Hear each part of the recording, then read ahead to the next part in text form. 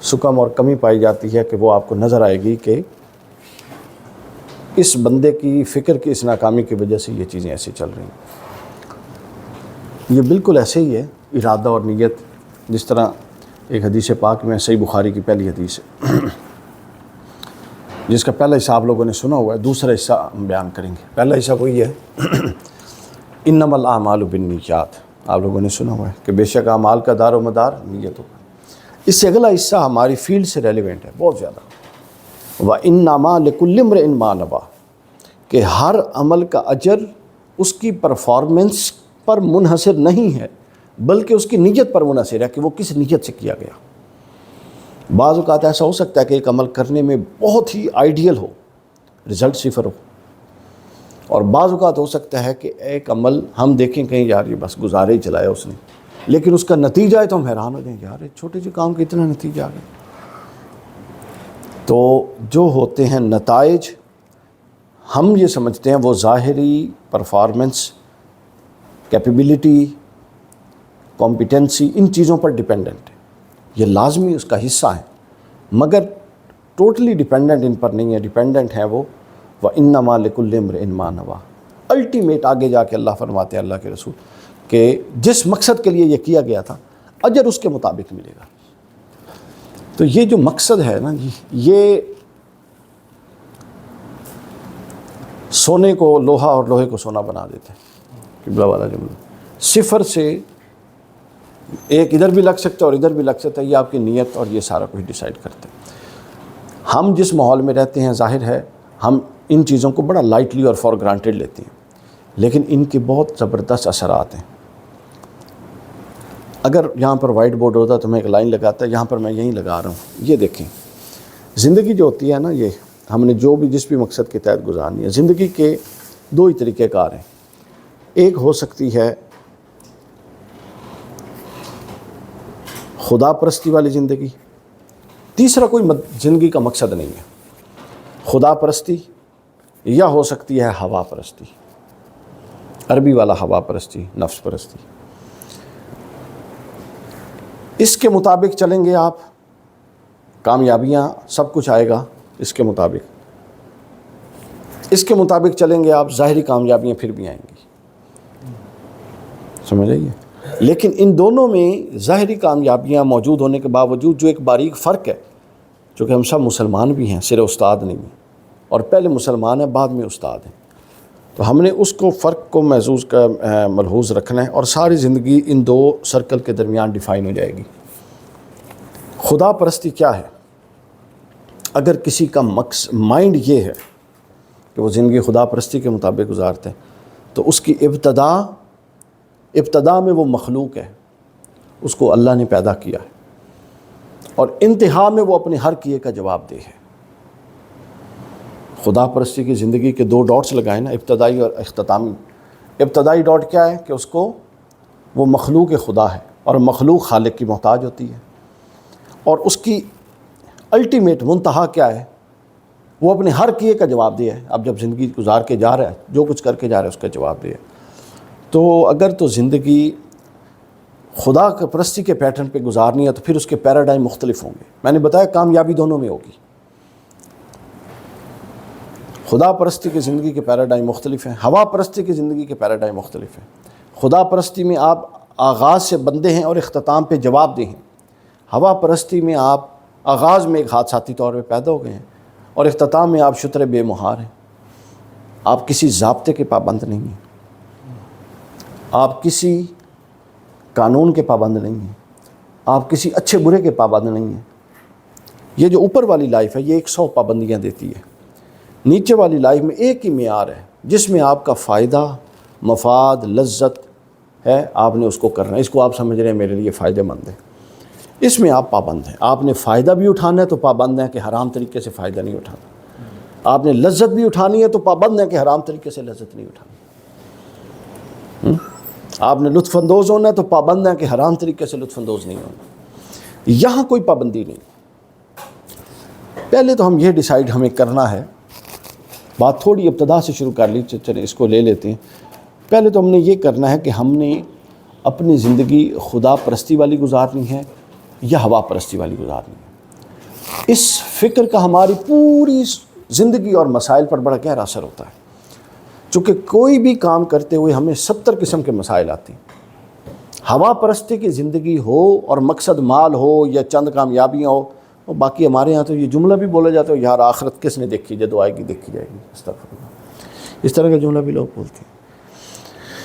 تو جب آپ کی راہ میں مشکلات آتی ہیں تو جو ہوا پرستی والی زندگی ہوتی ہے وہ مشکلات کو عذاب سمجھتی ہے، وہ پابندیوں کو عذاب سمجھتی ہے، وہ پابندیوں کو رکاوٹ سمجھتی ہے۔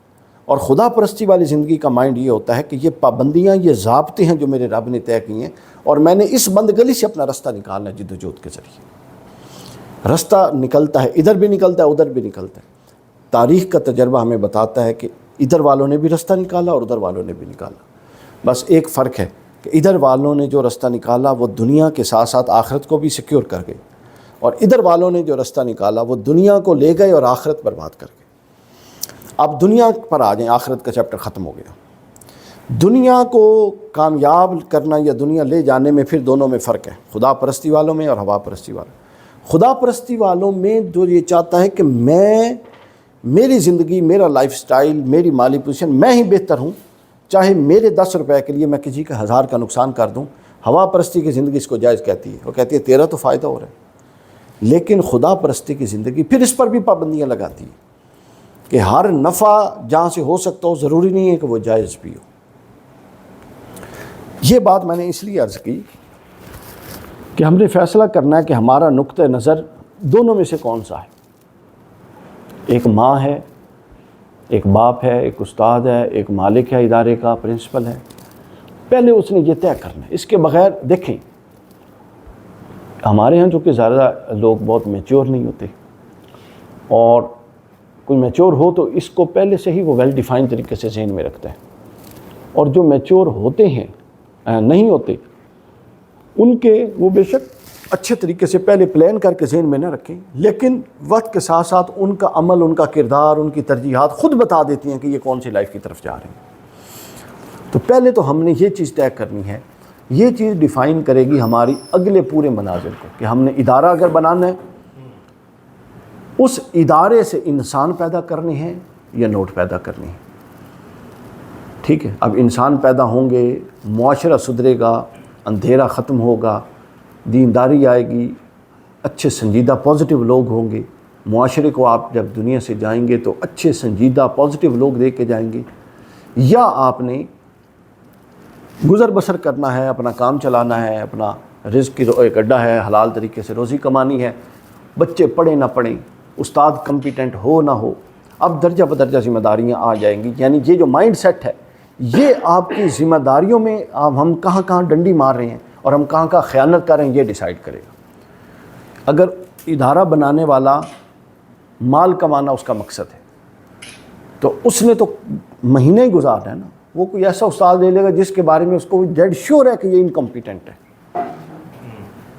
ہم کسی نااہل کے پاس تھوڑی دیر کے لیے کوئی امانت نہیں رکھتے، اور اس نے جس کا چونکہ مقصد اساس خراب تھی، اس نے کیا کیا، اس نے لوگوں کا مستقبل، غریب خاندانوں کا مستقبل اور ماؤں کا مستقبل ایسے ہاتھوں میں دے دیا۔ اس کو بھی پتہ ہے کہ کچھ نہیں ہے، اس کے ذہن میں یہ ہے کہ جب تک کام چلتا ہے ایک سیشن تو نکلے نا، فیسیں تو آ رہی ہیں، پھر دیکھا جائے۔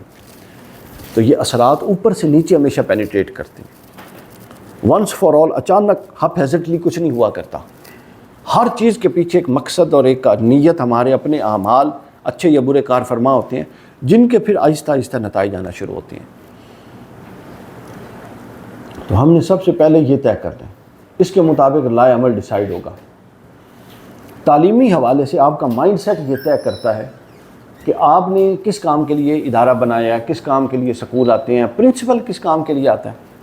اب 2 4 5 مقاصد بن سکتے ہیں، ہم ذہن میں رکھتے ہیں اس کو نا، اس کو ہم بیان کرتے ہیں۔ مثلا دیکھیں، ایک ہے مقصد کا بطور کاروبار یا کمائی کے طور پر، پھر ایک مقصد یہ بھی ہے کہ علاقے میں میرا نام ہو، پھر ایک تیسرا مقصد یہ بھی ہوتا ہے کہ یار معاشرے میں بہت اندھیرا ہے، کہ چند لوگ چلیں، اگر مجھے اللہ نے شعور دیا تو میں چند ایسے لوگ پیدا کر دوں جو شعور والے ہوں، اور وہ آگے پھر اور شعور والے لوگ پیدا کر دیں۔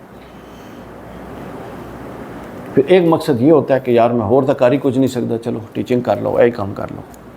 یہ سب سیکٹر ہمارے معاشرے میں پائے جاتے ہیں۔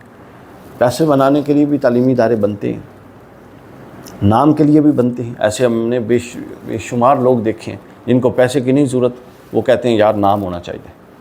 پھر اس کے بعد ایسے بھی لوگ ہیں جو کہتے ہیں یار اور کچھ کر ہی نہیں، ساری فیلڈوں میں فیل ہو گئے اور آپ کہتے ہیں کہ ہم نے یہ کام کر لیں، چلیں اتنے تو چل ہی سکنے۔ اور پھر ایک طبقہ ہوا ہے جو اس کو سارے تقاضوں کے ساتھ کہتا ہے نہیں یہ سنت عمل ہے، یہ کرنا چاہیے، یہ انبیاء کی سنت ہے۔ تو آپ کا جو بھی اوپر سے مائنڈ سیٹ ہوگا وہ نیچے تک آپ کے سارے معاملات کو طے کرے گا۔ اگر آپ نے کاروبار کے طور پہ شروع کیا ہے، ہر شے میں اس کی ایک رمق آئے گی۔ یہ ہو نہیں سکتا کہ آپ کام تو کاروبار کے لیے شروع کر رہے ہوں اور آپ سمجھیں کہ نتائج وہ ہوں جو بطور سنت ایک شخص پڑھا رہا ہو کہ میں جی انبیاء کے منصب پہ ہوں، وہ نتائج ہیں، یہ نہیں ہو سکتا۔ پھر اس کے بعد علاقے میں نام پیدا کرنا چاہیں تو یہ نہیں ہو سکتا کہ پھر اتنا مال بنائیں۔ ظاہر ہے ہر شے میں جب فوکس، اب دیکھیں نا ہم انسان ہیں، ہماری 5-6 جہتیں، لیکن کسی ایک وقت میں ایک ہی حیثیت ہماری غالب ہوگی نا، تو ادارے میں یہ سب چیزیں ساتھ ساتھ چلیں گی، لیکن جو آپ کا مائنڈ سیٹ ہے وہ اس کی جو مین سٹریم پالیسی ہے اس کو ڈیفائن کر دے گی۔ تو آپ کی مین سٹریم پالیسی یہ طے کرے گی کہ اگر تو مال بنانا پالیسی ہے تو کئی چیزیں آپ کمپرومائز کریں گے مال کے لیے، اور اگر بندے بنانا پالیسی ہے تو آپ کئی چیزیں مالی کمپرومائز کریں گے، یار بندہ بن جائے کوئی بات نہیں۔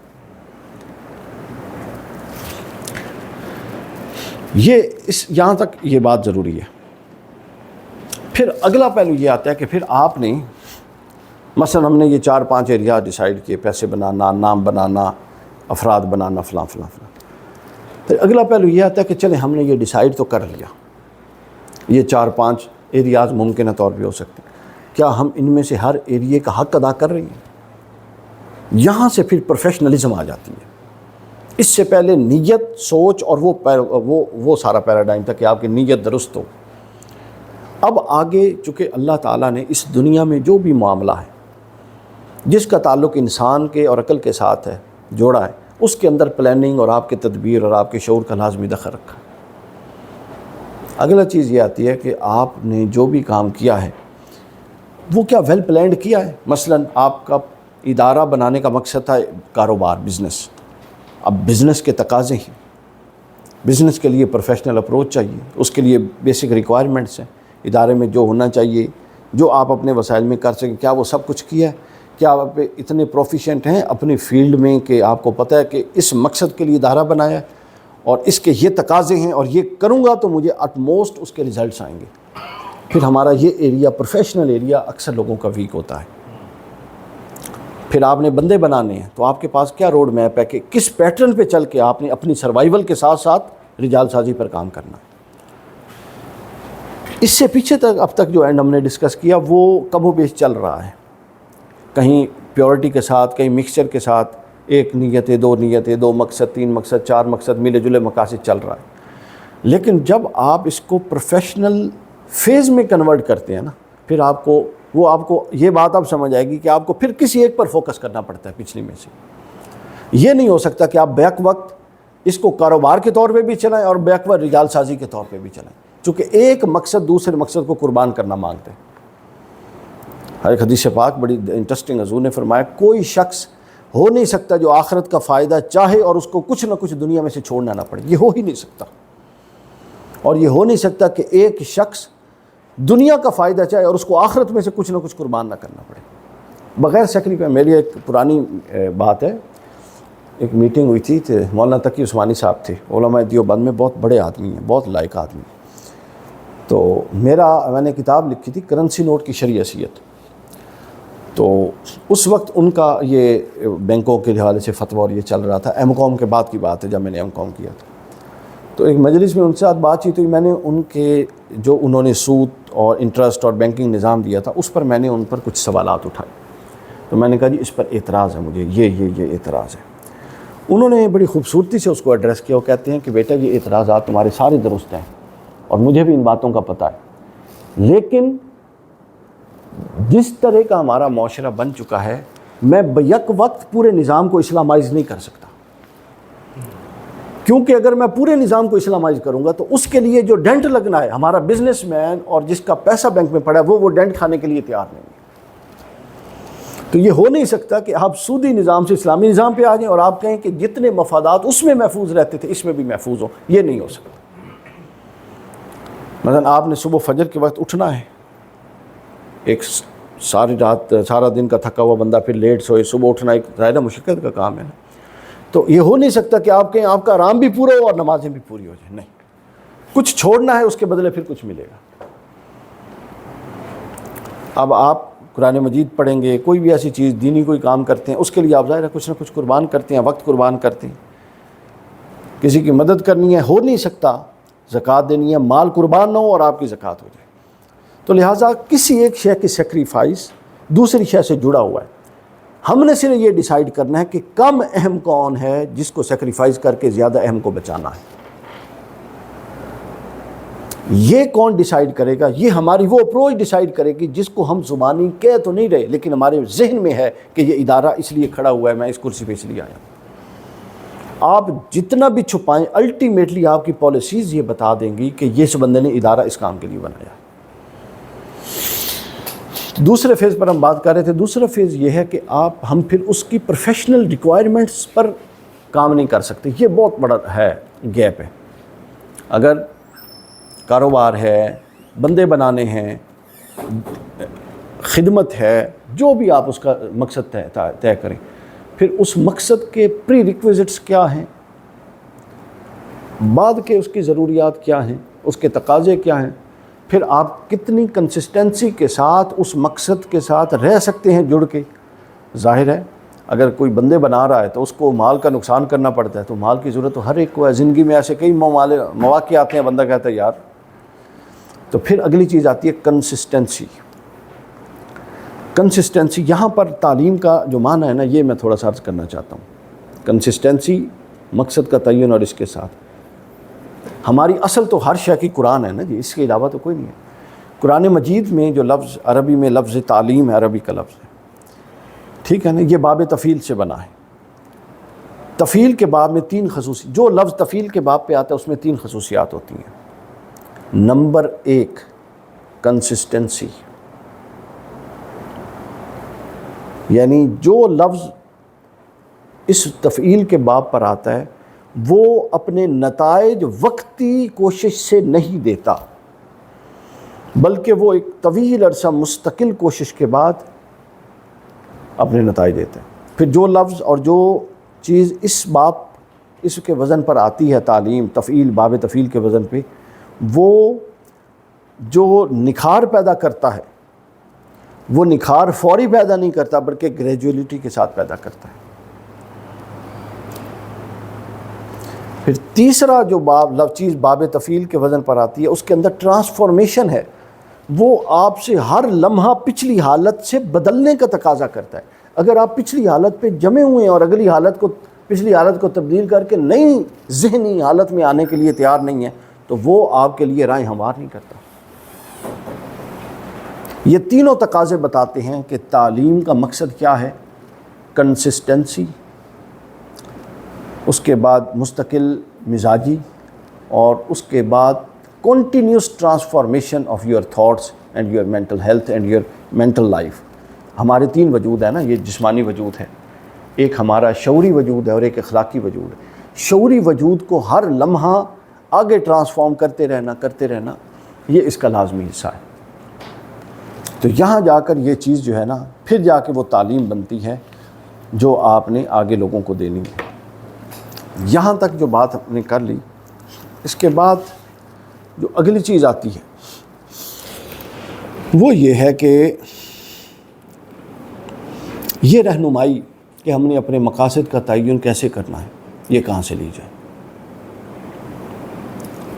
ہم اپنے سڑکوں پہ آتے جاتے جانوروں کو، بلی کو دیکھتے ہیں، کتے کو دیکھتے ہیں، اس کی ضروریات ہیں، اس کو بھوک لگتی ہے، اس کو گرمی یا سردی لگتی ہے، وہ اس کی جو ضروریات ہیں، ان ضروریات کے حوالے سے ان کو کون گائیڈ کرتا ہے؟ ان کی جبلت۔ اللہ نے ہر ایک نظام رکھا ہے، ہر جاندار میں ایک نظام ہے، جو اس کی ضروریات کو اس کے اندر ابھارتا ہے تاکہ وہ ان ضروریات کو پورا کرے۔ تو جانوروں میں جبلت ایسی ہے کہ جو ان کی ضروریات کی طرف ان کو کھینچتی ہے، پھر وہ اپنی ضروریات پوری کرتی ہیں۔ جبکہ انسان میں اللہ تعالیٰ نے جو چیز رکھی ہے وہ کیا ہے؟ وہ ہے عقل اور شعور۔ انسان کے وجود کے دو حصے ہیں، ابھی ہم پہلے بھی بات کر رہے تھے، ذہن میں رکھ لیں۔ ایک جسم ہے اور ایک شعور ہے۔ اللہ فرماتا ہے کیا؟ الحمدللہ رب العالمین، میں تمام عالمین کا رب ہوں۔ رب کہتے ہیں جو درجہ بدرجہ پروان چڑھاتا ہے، ایک ہی دفعہ کمال پہ رب نہیں پہنچا دیتا۔ آپ جب پیدا ہوئے تھے ہم اس طرح کے تھوڑی تھے، ہم کتنے مراحل سے گزر کے یہاں پہنچے نا۔ یعنی کیا اللہ اس پر قادر نہیں ہے کہ ہمیں اگلے لمحے آج کے اس دن تک بٹھا دیتا؟ قادر ہے، لیکن اس کائنات کے اندر اس نے ایک قانون جاری کر دیا جس کو قانون ربوبیت کہتے ہیں، اور وہ قانون یہ ہے کہ وہ ہمیشہ بتدریج کمال کی طرف لے کر جاتا ہے۔ ہم پیدا کہاں ہوئے، کس صورت میں ہوئے، پھر ان چیزوں کا مقابلہ موسموں کا، صحت کا، بیماری کا کرتے کرتے آج یہاں پر ہے۔ آپ ایک پودا لگاتے ہیں، کیا وہ اگلے دن درخت بن جاتا ہے؟ اللہ چاہے تو بنا نہیں سکتا، لیکن اس کا ایک نظم اور طریقہ رکھا ہے کہ بتدریج پروان چڑھائے گا۔ یہ بلڈنگ جب بنی تھی تو پہلے اینٹ رکھنے سے بلڈنگ کھڑی تو نہیں ہوگی،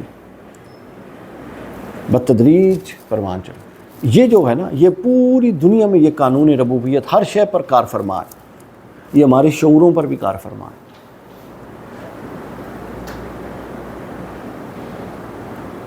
10 سال پہلے آپ جتنا اچھا سوچتے تھے جس طرح کا، آج اتنا اچھا سوچتے ہیں، زیادہ میچور ہو گئے ہیں اس سے سوچنے میں۔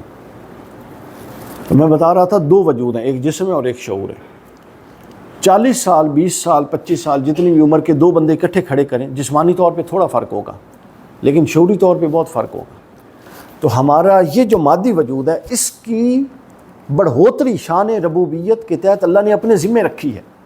آپ ایک لقمہ کھانا ہے، ہاتھ کا تناسب آپ نے نہیں طے کرنا، ٹانگ میں کتنی انرجی جانی ہے، دماغ کو کتنی چاہیے، آنکھوں کو آپ نے نہیں طے کرنا، یہ خودکار طریقے سے اللہ نے طے کر دیا۔ مگر جو شعور کا پروان چڑھنا ہے وہ اللہ نے اپنے ذمہ نہیں رکھا، وہ ہمارے ذمہ پہ رکھ دیا ہے۔ وجود کا پروان چڑھنا اللہ نے اپنے ذمہ پہ رکھا ہے، رزاق بھی وہی ہے اور ہم نے کھانا ہے، اور وقت کے ساتھ ساتھ بغیر محنت کے ہم بڑے ہو رہے ہیں۔ لیکن جو ہمارا شعور پروان چڑھنا ہے، پرواز کرنا ہے، وہ شعور ہمارے ذمہ ہے۔ ہم کہیں گے کریں گے محنت تو وہ کرے گا، پرواز کرے گا، بہتر ہوگا، امپروو ہوگا۔ ہم محنت نہیں کریں گے تو وہ امپروو ہی نہیں ہوگا۔ تو ایک حصہ ہمارے ذمہ ہے، ایک حصہ اللہ تعالیٰ نے اپنے ذمہ لیا ہے۔ تو انسان کو اس کی جبلت بتا دیتی ہے، لیکن جانوروں کو، لیکن انسان کے لیے یہ ہے کہ انسان جو غور و فکر کرتا ہے اور جو شعوری فیصلے کرتا ہے وہ اس کو بتاتے ہیں کہ اس کو کس چیز کی ضرورت ہے۔ لیکن اپنے لا شعور میں ہم محسوس بھی کرتے ہیں کہ ہماری زندگی کی کوئی طے شدہ سمت نہیں ہے۔ آپ اپنے معاشرے میں دیکھتے ہوں گے، ایک طبقہ وہ ہے جو اپنی ڈیسائیڈڈ لائن، پہلا جس سے ہم نے بات کو شروع کیا، ایک خاص چیز طے کر کے چل رہا ہوتا ہے۔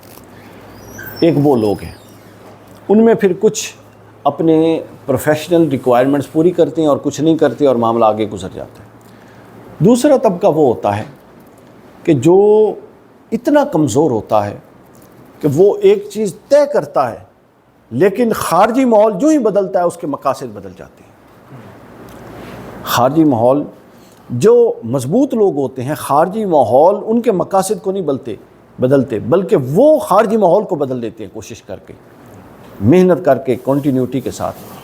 لیکن کچھ لوگ ایسے ہوتے ہیں کہ جیسے ہی ہوا بدلی، تھوڑی مشکلات آئی، ٹائٹ آئی، انہوں نے سمجھا کہ اب اس معاملے میں سروائیول مشکل ہے، چلو جی یہ والا کام شروع کر لیں۔ ایسے لوگ کبھی بھی زندگی میں کامیاب نہیں ہو سکتے، اور ایسے لوگ کبھی بھی ایک وزندار، بڑی وزنی اور امتیازی شخصیت حاصل نہیں کر سکتے۔ چونکہ وہ تو موقع تھا شخصیت بنانے کا کہ جب مزاحمت آ رہی تھی، مزاحمت نہیں تو اشتہار کو پالش کرنا تھا، انہوں نے مزاحمت سے 4 قدم پیچھے ہٹا لیے اور اس کے بعد پھر کمفرٹیبل زون کی طرف موو کر گئے۔ تو کمفرٹیبل زون میں آپ کی صلاحیتیں کبھی بھی اجاگر نہیں ہوتی، آپ کی صلاحیتیں ہمیشہ اجاگر ہوتی ہیں جب آپ مزاحمت کے ماحول میں پرفارم کریں۔ تو پھر یہ دوسرا ہوتا ہے، موڈ بدلا، کام بدل لیا، ٹھیک ہے۔ اس کے بعد کئی معاملوں میں ہم خود پر بھی اعتماد نہیں کرتے.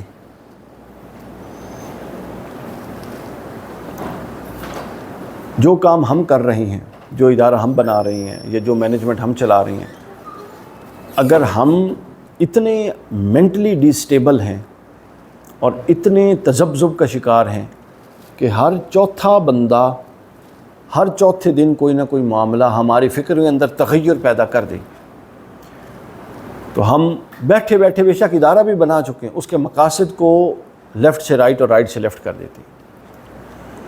آپ غور کرتے ہیں کہ کتنے ہزار سکول شروع ہوتے ہیں اور پھر وہ بند ہو جاتے ہیں. ادارے، سکول بھی نہیں، مختلف ادارے کھلتے ہیں، وہ بند ہو جاتے ہیں. اس کی وجہ آپ نے کبھی دیکھی ہے؟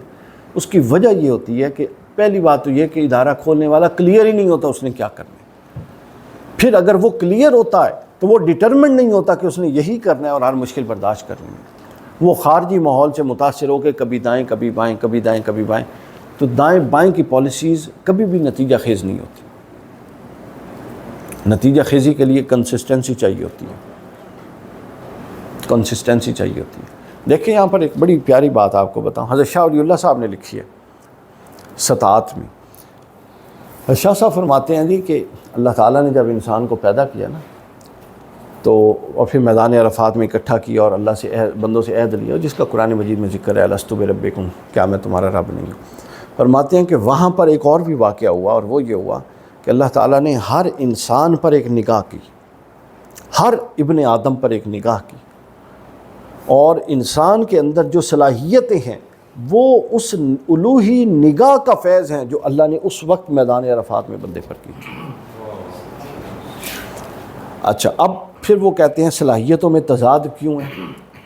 دو وجوہات. ایک وجہ یہ ہے کہ جتنی دیر جس پر نگاہ رہی اس میں اتنی صلاحیتیں زیادہ آ گئی، اور نگاہ سب سے زیادہ انبیاء پر رہی عام انسانوں کی نسبت، یعنی سب سے زیادہ جس پر رہی وہ طبقہ نبیوں کا بن گیا. پھر ان میں سب سے زیادہ جس پر ٹھہری، جتنی دیر ٹھہری، وہ طبقہ اولو العزم پیغمبروں کا بن گیا. اور پھر ان 5 اولو العزم پیغمبروں میں سب سے زیادہ جس پر ٹھہری وہ حضور علیہ السلام کی ذات. تو جس پر جتنی دیر نگاہ الوہیت ٹھہری اس کا فیض منتقل ہوا بطور استعداد. لیکن علامہ، اب یہاں سے موضوع کو علامہ اقبال نے اٹھا لیا. علامہ اقبال فرماتے ہیں ریکنسٹرکشن میں، فرماتے ہیں کہ یہ جو استعداد ہے، شاہ ولی اللہ نے کہی ہے، یہ استعداد بالقوہ ہے، پوٹینشلی ہے. ضروری نہیں کہ ہر بندہ اتنی محنت اور جد و جہد کرے کہ یہ استعداد پوری طرح اس کی شخصیت کا حصہ بنے اور وہ معاشرے میں کنٹریبیوٹ کر سکے. اقبال کہتے ہیں انسان کا میدان یہ ہے کہ وہ استعداد جو اوپر سے لایا ہے اس استعداد کو بالفعل کرے، پوٹینشلی سے نکالے اور پریکٹیکلی اس کو لے آئے، بالقوہ سے نکالے اور بالفعل کرے. اس کو سمجھ گیا نا، بالقوہ اور بالفعل پوٹینشلی آپ کے اندر موجود ہے. اب اقبال کے اندر کہ یہ اقبال بنے گا، یہ بچے میں پوٹینشلی موجود تھا، لیکن وہ کن مراحل سے گزر کے اقبال بنا کہ دنیا نے مانا کہ یہ اقبال ہے، یہ اس کی محنت تھی. ابراہیم علیہ السلام نے بت شکن بننا تھا، یہ پوٹینشلی ان میں موجود تھا، مگر جب تک ان مراحل سے نہ گزرے اور آگ میں نہ ڈالے گئے اور مشکلات سے نہ گزرے وہ اسٹیبلش نہیں ہوا کہ یہ واقعی ابراہیم ہے. حضرت موسیٰ میں پوٹینشلی یہ چیز موجود تھی کہ حق کے خلاف، باطل کے خلاف کھڑے ہونے والے تھے، لیکن جب تک انہوں نے ڈیمانسٹریٹ کر کے پریکٹیکلی مسائل سے گزر کے نہیں بتایا وہ چیز سامنے نہیں آئی. تو ہم میں ہر بندے میں کچھ نہ کچھ پوٹینشلی موجود ہے. اب ہمارا میدان یہ ہے کہ ہمارے پاس سب سے پہلا مسئلہ یہ ہے کہ کیا ہم یہ ڈٹرمنٹ کر چکے ہیں کہ ہم میں صلاحیتیں کیا ہیں اور ہم کرنا ہم نے کیا ہے. یہ بڑا اہم چیز ہے. ہماری زندگی کا ایک عرصہ گزرنے کے بعد کچھ لوگوں کو یہ شعور آتا ہے کہ میں اس کام کے لیے بھیجا گیا ہوں. یہ ذہن میں رکھ لیں کہ ہر کوئی کسی نہ کسی کام کے لیے بھیجا گیا ہے، اس کے بغیر کوئی نہیں بھیجا گیا. اور یہ خیانت ہے اللہ کے حضور کہ ہم اپنی زندگیاں غفلت میں گزار کے قبر میں چلے جائیں اور دنیا میں کچھ بھی کنٹریبیوٹ کر کے نہ جائیں. اللہ کو ڈھگے مسلمان پسند نہیں ہیں، کمپیٹنٹ لوگ چاہیے جو پازیٹیولی کنٹریبیوٹ کرنے والے. تو پہلا امپورٹنٹ پوائنٹ یہ ہے کہ کیا ہم یہ سمجھ چکے ہیں کہ مجھے اسی لیے بنایا گیا تھا جس فیلڈ میں آپ ہیں، اور اس فیلڈ میں آپ یوں مست ہوتے ہیں کہ آپ انجوائے کرتے ہیں، اور اس فیلڈ میں آپ اپنی دی بیسٹ صلاحیتوں کو بروئے کار لا رہے ہیں. 80% تو ہمارے معاشرے میں لوگ اس لیے پرفارم نہیں کر رہے کہ ان کی صلاحیتیں مختلف ہیں اور ان کی فیلڈ مختلف ہے۔ اس کی ایک روحانی مثال دوں آپ کو، حضرت شاہ ولی اللہ نے فیوز الحرمین میں لکھا ہے، فرماتے ہیں کہ میں فیوز الحرمین ایک ان کا سفر ہے شاہ صاحب کا مدینہ پاک اور مکہ کا، اس میں پھر کچھ روحانی واردات تھیں جس کو آ کے حضرت شاہ ولی اللہ نے لکھ دیا کتاب میں۔ اس کتاب کا نام ہے فیوز الحرمین، اس میں یہ لکھا ہوا ہے۔ فرماتے ہیں کہ میں نے دیکھا کہ سین کعبہ میں کچھ لوگ ذکر کر رہی ہیں، اللہ کا ذکر کر رہے ہیں، اور جب میں نے روحانی نگاہ سے دیکھا تو ان کی روحیں سیاہ تھیں۔ بیٹھے کہاں ہیں اور کر کیا رہے ہیں؟ اللہ کا ذکر کر رہے ہیں۔ شاہ صاحب نے پھر نیچے وضاحت دی، چونکہ شاہ صاحب کو اندازہ تھا کہ اس سے لوگ کچھ اور نہ سمجھ لیں۔ انہوں نے فرمایا اس سے مراد یہ نہیں کہ خدا نخواستہ وہ نیک صالح نہیں تھے، بلکہ فرماتے ہیں کہ ہر بندے کے طبیعت اور مزاج کے ساتھ ہر ذکر مماثلت نہیں رکھتا، تو وہ ذکر کر رہے تھے جو ان کی طبیعت اور مزاج اور ذوق سے مماثلت نہیں رکھتا۔ آپ کا مجھے علم نہیں، مجھے تو تجربہ ہے کہ کچھ ایسے وظائف آپ کریں تو آپ ریجیکٹ ہو جاتے ہیں، آپ کی طبیعت میں بیزاری والا عنصر آنے لگتا ہے، اور کچھ ایسے جو آپ کرتے ہیں تو آپ کی طبیعت میں ٹھنڈ اور اطمینان اور وہ کیفیت آتی ہے۔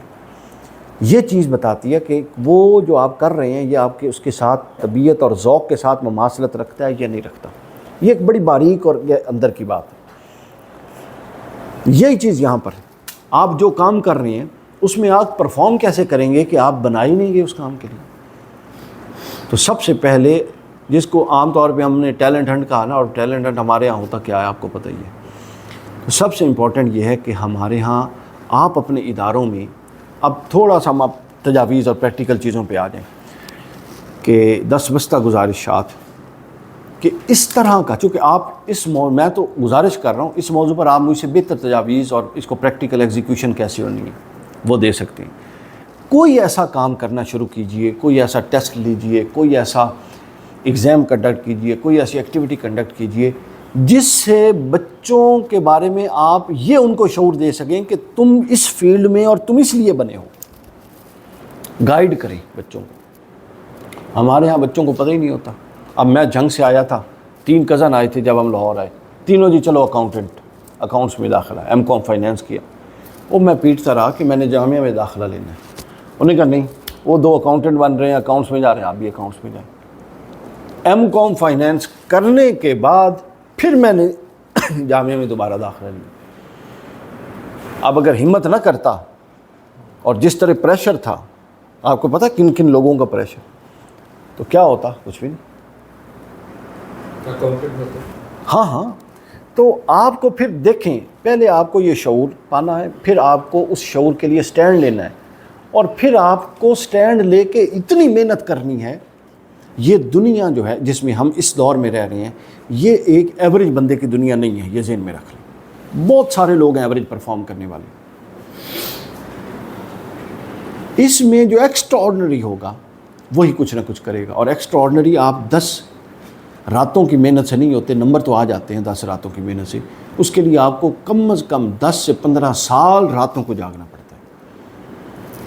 تو ضروری یہ ہے کہ سب سے پہلے ہم کوئی ایسا میکانزم اگر بنا سکیں، چونکہ میری سمجھ میں تو ابھی تک نہیں ہے کہ ایسا کیا ہو سکتا ہے، کہ جس میں ایک بچہ بنایا کس لیے گیا ہے، چونکہ یہ تو ہمیں اعتماد ہے کہ ہر ایک میں کچھ نہ کچھ صلاحیتیں ہیں، وہ صلاحیتیں اس کو ادراک کیسے کروایا جائے کہ اس میں یہ صلاحیتیں ہیں، یا بچہ خود ادراک کرنے کے قابل ہو جائے اور وہ کہے کہ میرے اندر یہ صلاحیتیں ہیں، میں نے یہ سبجیکٹ پڑھنا ہے، یا میں نے اس فیلڈ میں جانا ہے، یا میں اس میں پرفارم کر سکتا ہوں۔ فیصل آباد میں ہمارے ایک جاننے والے ہیں، ان کے 2 بچے گھر سے بھاگ گئے، ایک بچہ انہوں نے کہا انجینئر بننا ہے، 15-20 سال بعد ابھی اس بچے کا گھر میں رابطہ ہوا ہے، ان میں سے ایک میوزیشین بنا ہوا ہے، اور وہ اچھا نامور میوزیشین ہے، نام میں نہیں بتاتا، اور دوسرے نے جا کے یہ فوٹوگرافی اور یہ والی فیلڈ اپنا دی، اور جب واپس آئے، شادی شدیاں کر چکے ہیں، واپس آئے تو ان سے پوچھا، وہ کہتے ہیں کہ ہم اس طرف جانا نہیں چاہتے تھے اور انہوں نے ہمیں زبردستی کیا ہوا تھا۔ اب وہ 20 سال جو بچوں نے لان تان کھائی، پتہ نہیں نشہ کرتے ہیں، کسی لڑکی کے ساتھ بھاگ گئے ہیں، پھر ہمارے ہاں جو منہ میں آیا سب نے کہا، اور وہ کہتے ہیں کہ ہم سے کام ہی نہیں ہوتا تھا جس کے لیے وہ کہتے تھے چونکہ تیرے چاچے کا پتر انجینئر ہے، تو ہی انجینئر بننا ہے۔ تو لہٰذا معاشرے میں بہت ساری خرابیاں اس وجہ سے ہیں، یعنی اتنی لبرٹی ہمارے ہاں گھروں میں نہیں ہے۔ والدین کی خواہش کے مطابق بچے نے شادی کرنی ہے تو ماں باپ کی خواہش کے مطابق، بچے نے ڈگری لینی ہے تو ماں باپ کی خواہش کے مطابق، بچے نے جاب کرنی ہے تو ماں باپ کی خواہش کے مطابق۔ تو بتائیں بچہ کیسے گرو ہوگا اور بچہ کب ڈیولپ ہوگا؟ چونکہ دیکھیں نا، شروع سے 15-18 سال وہ ویسے ہی ماتحت رہا، پھر اس کے بعد اس کی تعلیم بھی اسی کے تحت، پھر اس کی شادی بھی اسی کے تحت، اس کے سارے معاملے بھی اس کے تحت۔ تو ایک جو حریت پسند انسان کنٹریبیوٹ کر سکتا ہے، وہ بے شک جتنا بھی فرما بردار ہو، وہ ایک غلام نہیں کر سکتا کنٹریبیوٹ۔ چلیں باقی چیزوں کو تو اپنی جگہ پہ چھوڑتے ہوئے کم از کم یہ ایک ضروری چیز ہے کہ ہمیں اس پر کچھ سوچنا ہے کہ ہم اپنے بچوں کو کیسے ریئلائز کروائیں کہ ان کا وہ بنے کس لیے۔ جب آپ اس کو پا لیتے ہیں کہ کس لیے بنے ہیں، تو پھر 80% بچے اور نوجوان جو اپنی زندگیوں میں ناکام اور فیل ہوتے ہیں، فیلڈ چینج ہونے کی وجہ سے، وہ ایکچولی نالائق نہیں ہوتے۔ جب وہ اپنی فیلڈ میں آتے ہیں تو وہ بہتر پرفارم کرنے لگ جاتے ہیں، چونکہ ہر ایک کو جو اس کے ذوق کا کام ہے وہ نہیں تھکاتا۔ جس کو ٹیچنگ کا پیشن ہے وہ 8-8 گھنٹے کھڑے ہو کے لیکچر دیتا ہے، اور جس کو پیشن نہیں ہے وہ کلاس میں آتا ہے، پہلے 10 منٹ بیٹھتا ہے، درمیان کے 15 منٹ پڑھاتا ہے، آخری 15 منٹ بیٹھتا ہے اور جا کے نکل جاتا ہے۔ تو یہ اس طرح کا معاملہ ہے۔ تو اب جو اہم حصہ ہے کلوزنگ کے لیے، اس کے بعد پھر آپ کی گزارشات، آپ کے فرمودات سنیں گے، وہ یہ ہے کہ جب ہم اوپر سے ایک مقصد بھی طے کر چکے، اس مقصد کے تحت اپنے کام، جاب، پرنسپل بننا جو بھی ہے اس کو بھی طے کر چکے، پھر تیسرا حصہ ہم نے جو ٹرانسفارم ہونا تھا پروفیشنلی، جس مقصد کو اڈاپٹ کیا تھا اس کی پروفیشنل ریکوائرمنٹس پوری کرنی تھی۔ یعنی اگر آپ سکول اونر ہیں یا پرنسپل ہیں، اس وقت دنیا میں پرنسپل کی ٹریننگ کے لیے جو لیٹسٹ جو کچھ ہو سکتا ہے، اپنے آپ کا ہم کتنا ٹائم ڈیڈیکیٹڈلی سیو کرتے ہیں کہ ہم اس فیلڈ پہ بیٹھے ہیں تو اس فیلڈ پہ پھر ہم سے بہتر کوئی نہ ہو، اپنے آپ کو اس میں پھر آخری درجے پہ لے جائیں کوشش کرنے کے لیے۔ یعنی ٹائم سلاٹ ایسی بنے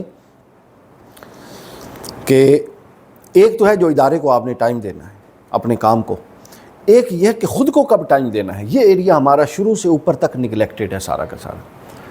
ایک استاد بن گیا، ایک ادارہ بنا لیا، پرنسپل بن گیا، وہ سمجھتا ہے کہ منزل اچیو ہو گئی ہے، دنیا کی بہترین انویسٹمنٹ آپ کی اپنی ذات پر ہے، اور ہم وہ نہیں کرتے۔ اب ہر بندے کی فیلڈ یہ ڈیسائیڈ کرے گی کہ اس پر کس طرح کی انویسٹمنٹ کی ضرورت ہے۔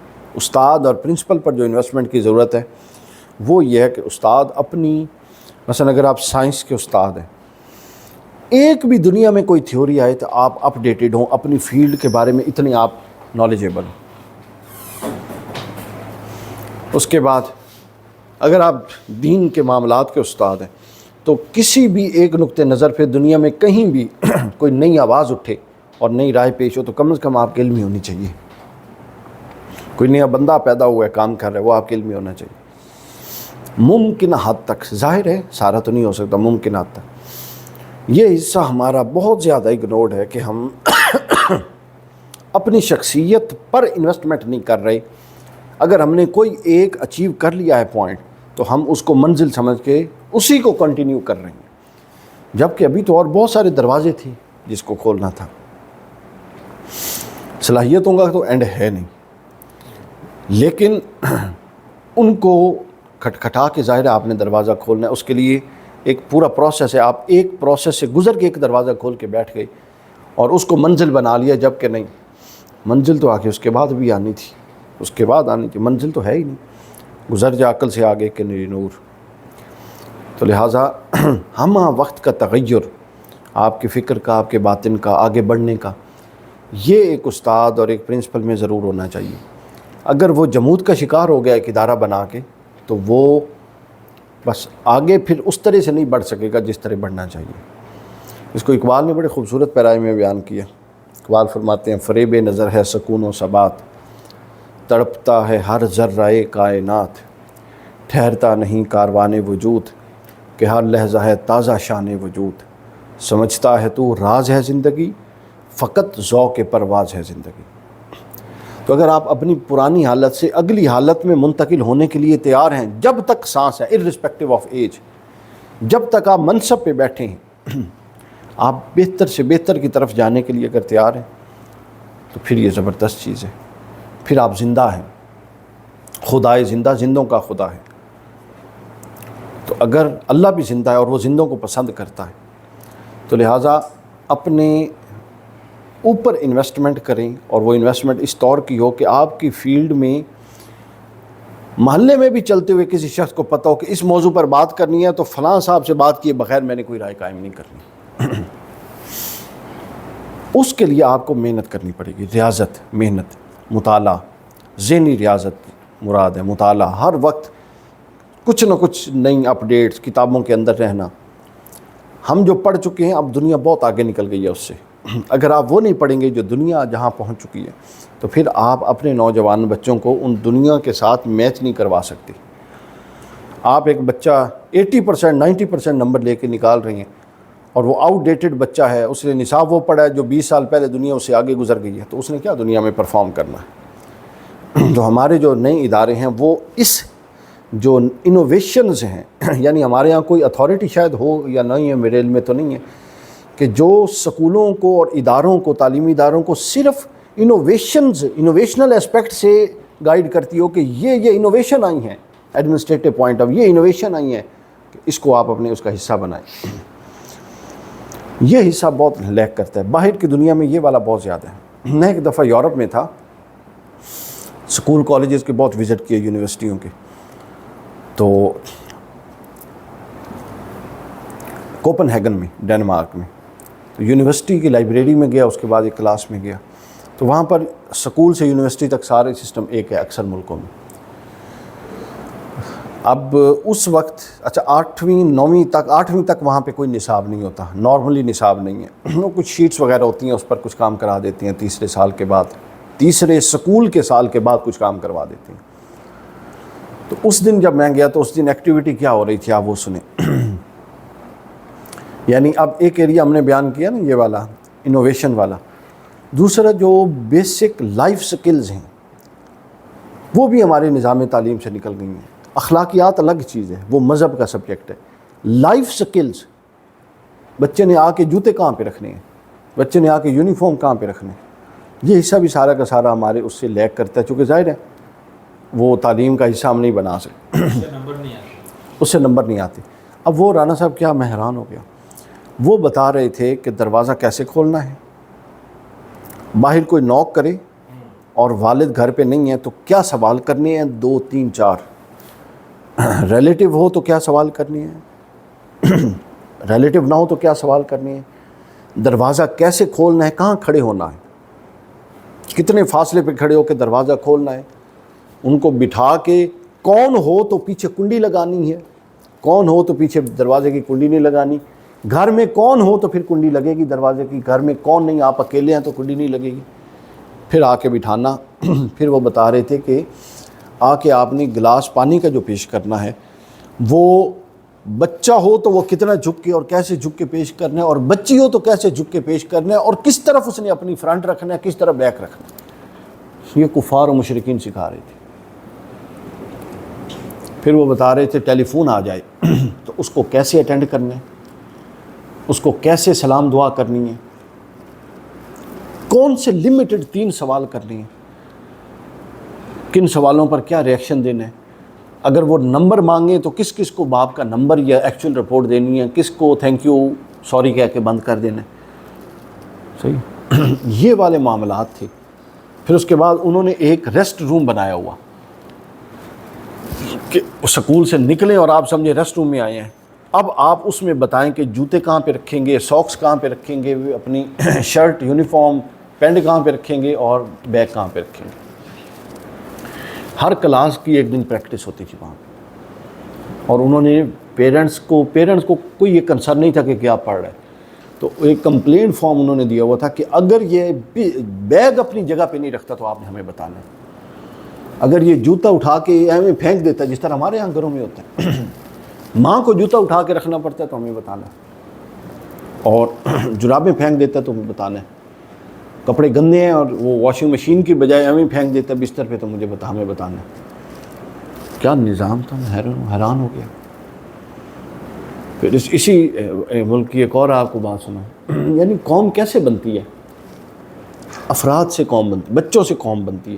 بچوں میں آج وہ چیزیں ڈال جائیں، ہم جن کے ہاتھوں میں تھے، ہم سے مراد ہے یہ والی قوم جو اب اس وقت چل رہی ہے، اگر انہوں نے چیزوں کو سنجیدگی سے لیا ہوتا تو حالات شاید اس سے بہتر ہوتے، لیکن کچھ چیزوں کو انہوں نے سنجیدگی سے لیا جس کی وجہ سے اب حالات کچھ بہتر ہیں۔ آج ہم جتنی سنجیدگی سے چیزوں کو لیں گے، اگلی نسل اتنا بہتر معاشرہ پائے گی۔ فرحان صاحب، میں ایک سٹوری جو نکلیا شاپنگ کر کے۔ وعلیکم السلام۔ جنوری کا مہینہ تھا جی، جنوری کا ڈنمارک کوپن ہیگن میں سردی کا اندازہ آپ لگا لیں -16 کا ٹیمپریچر تھا۔ اچھا، تو وہ ایک انڈین تھی، پلازا تھا، وہاں شاپنگ کی، واپس نکلا تو انہوں نے نا وہ آگے نا فٹ پاتھ پہ بورے پڑے تھے، بڑے بڑے بورے۔ میں بڑا حیران ہوا، واپس گیا، اس سے میں نے پوچھا، انڈین ہے وہ بندے سے میں نے پوچھا یار یہ بورے کیوں پڑے ہوئے ہیں، یہ کوئی سامان پڑا ہے؟ وہ کہتا نہیں۔